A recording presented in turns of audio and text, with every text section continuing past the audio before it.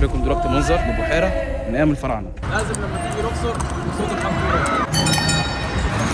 الاقصر دي بقى زي معبد مفتوح، طول الطريق بقى انت بتتمشى بتشوف الاثار والمعابد. اجمل غروب ممكن تشوفه خرافي هنا بقى في الاقصر. لو جيت الاقصر ليوم واحد تعال اقول لك تعمل ايه وتروح فين علشان ترجع منها مبسوط. فاحفظ الفيديو ده عندك وما تنساش اللايك بتاعك والمتابعه، واكتب لنا عاوزين البلد الجايه نروح فين. الاقصر بلد سياحيه من الطراز الاول بسبب ان فيها تلت اثار العالم، وعلشان كده اول حاجه لازم تعملها هي انك تزور معبد الكرنك. اول حاجه هنروحها النهارده هو معبد الكرنك. معبد الكرنك الطالب فيه ب 20 والمصري العادي زينا ب 40 جنيه. وما تنساش تاكل الحمام انت وداخل. احنا كده وصلنا لاول معبد الكرنك. ومعبد الكرنك ده واحد من اهم المعابد في الاقصر. بص بقى كميه الناس اللي هنا.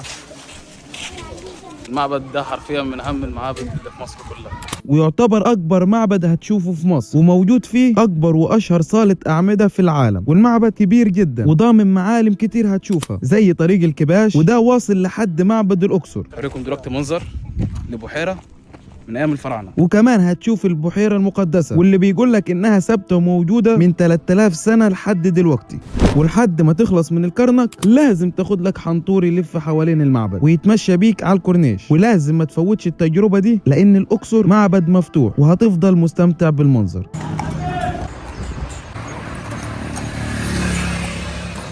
الاقصر دي بقى زي معبد مفتوح، طول الطريق بقى انت بتتمشى بتشوف الاثار والمعابد. ولا يا عم حمو؟ صح، اجدع ناس الاقصر. فطول ما انت ماشي شايف معابد في الطريق ولحد ما توصل معبد الاقصر. نخش بقى على وجهتنا الثانيه وهي معبد الاقصر، واللي تذكرته بنفس سعر الكرنك. والمعبد ده مرتبط بمعبد الكرنك خلال طريق الكباش ده بمسافة 3 كيلو متر. المعبد ده بقى في وسط البلد فلازم تزوره، والمعبد ده حسيته اجمل واحلى بالتماثيل وشكل الاعمدة اللي فيه، فضروري تزوره لما تيجي. بعدها بقى لازم تتمشى عند ابو الحجاج لو حابب تأجر سكيت او عجل هناك او تقعد شوية حتى، لكن احنا تمشينا شوية واشترينا سكر جلاب علشان نتسلى فيه وقت الغروب على كورنيش الاقصر.